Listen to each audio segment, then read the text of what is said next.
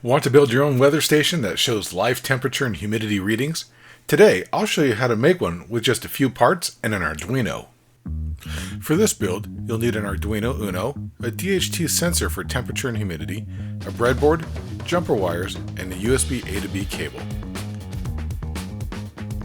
The wiring is simple.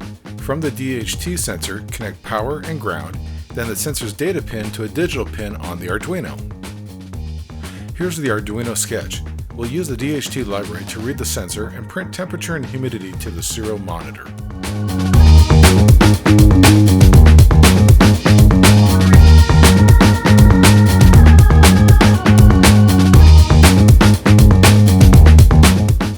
Here you can see the live readings.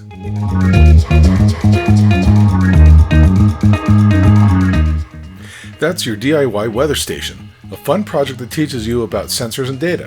And this is just Project 5 from my book DIY Maker Tech Basics. One kit plus this guide and you're ready to make amazing things.